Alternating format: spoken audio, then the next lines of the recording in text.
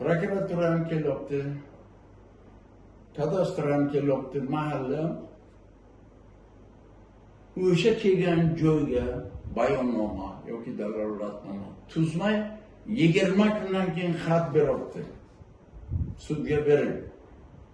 Asos bilish kerakmi? Kim kafolat beradi? Yo'q, bittasi yo'qlabdi. Ayol. Ikkita balasi bor. Eri yo'q, boqimandasiz. Mana deyapti, ana shu 14 ga 17 kafe bar qilaman. 6 ta yuqoriga ishchi joy yarataman. 6 ta pastga o'zimni o'zim band qilaman desa, yangi ish o'rinlar yarataman, kambag'allikdan chiqaman. Prezidentda barcha farmon qiladi. Nima deyapti? Ha unday, ha bunday. Birinchisi kelib so'ramay, joyga bormay, soxta hujjatlar tahlil. Kim kafolat beradi? 37 million aholiga. Kim? Mana biz hozir Makrosovga jo'natsak, bizga kim kafolat beradi? Yerga garantiya. Keladigan Abaruddinga mana shu yerga quriladi. Biz kafolat beramiz deb prezident qog'oz bersa, biz o'sha kuni Rossiyaga chiqib, mana Teo biznes plan, proyektlar, smetalar qaysi vaqtga qo'lni to'lab berib bilamiz. Barcha hisobotlarni beramiz. Lekin kafolat yo'q. Men 2 marta tushganman. Undan boshqa ham tushganman. Kim tadbirkorga kafolat beradi? Mana shu savolga Shavkat Miromonovich, Saida qizim javob bering. Men bunday qilaman, men bunday qani? Bu xalq bundan etib turadi. Yo, yana bitta misol. Biz bordik, mahallani olsin, hokimchani olsin. Inson quruq gap quloqqa yo'qmaydi. Aytasiz, barcha davlat tashkilot rahbarlari xalqni oldiga boradi, xalqni xizmatini qiling.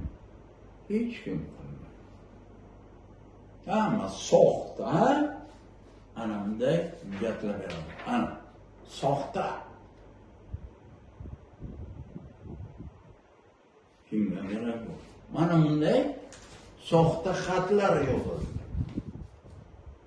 Kimga kerak bu?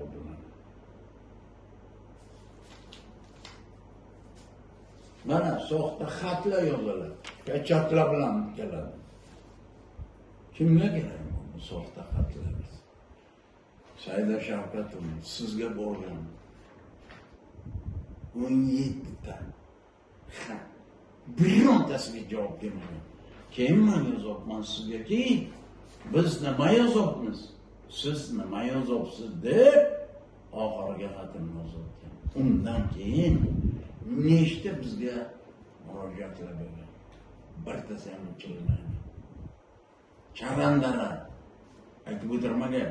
Qarako'l, Olot, Jondor, Rishdivon, Shofirkon, Rometan, Surxondaryodan o'zingiz bizning xatimizga asosan nogironlar davlat himoyasiga kiritdingiz. Lekin 50-70 o'zingiz chiqargan farmonga qarshi ketyapsiz. Barchasini chiqaryapsiz. Qanday haqiqat? Birinchisi, Qashqadaryoda fermerlar ishlayapti, g'allani melkamlatga beryapti, paxtani Quloqzavodga puli qani 730 kun, 2 yildan beri pulini olmaydi. Yo Sirdaryo, yo Jizzax, yo Samarqand, yo Navoiy, Xorazmni aytmasak ham bo'ladi, Qoraqalpoq. Ish yo'q. Faqat qog'ozda ish bor. Ish yo'q. Odamlar Belarus'a yolcu topsalar, elçini olapsalar. Ko'zbo'yamachilikni yig'ishtiring. İş bilan ta'minlaydigan tashqi ishlar kelishi kerak. Moliya vazirligiga kelishi kerak. $200 shergan bo'ladi u. O'lib qolganda ham 2 smena ishlasa. 3 million so'm bilan. Bundan ma'qul $200 olibdi, shu yerga ham 3 million olsa bo'ladi. Ana ular qaytib keladi. Kim kafolat beradi? Siz gapiraverasiz.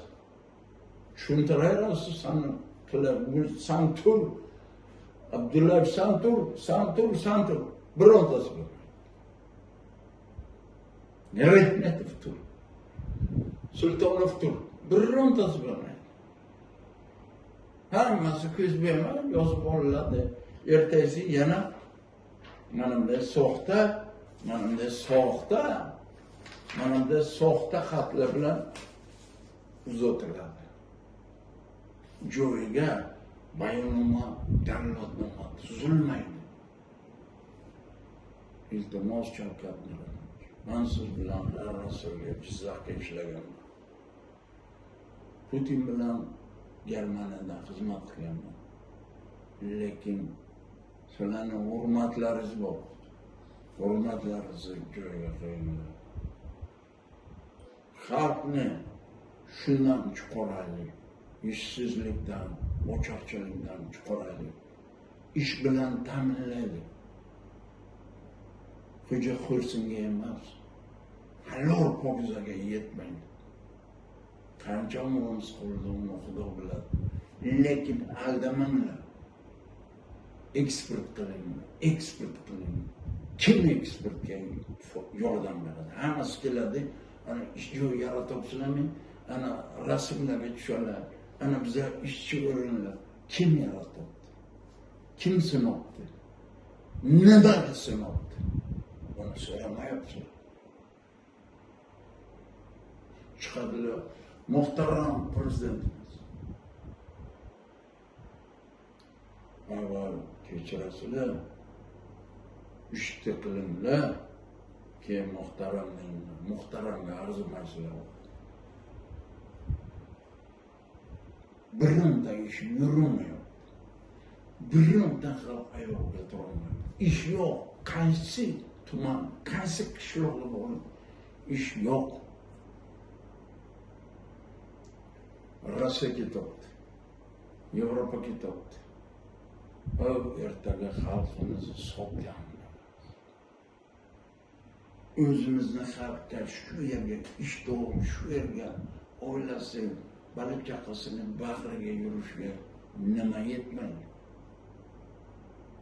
Nimaga biza SSSR davrida shuncha yashadik-ku, bugunga kelib biza neytralni deb bitiramiz-ku, xalqni chiqarolmaymiz.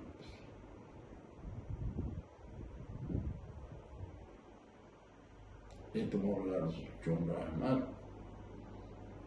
Yaxshi kunlarda ko'rishaylik. Lekin halol pokizaga yetmaydi. Rahmat, e'tiborlaringiz uchun. Sog' bo'ling. Bildimi?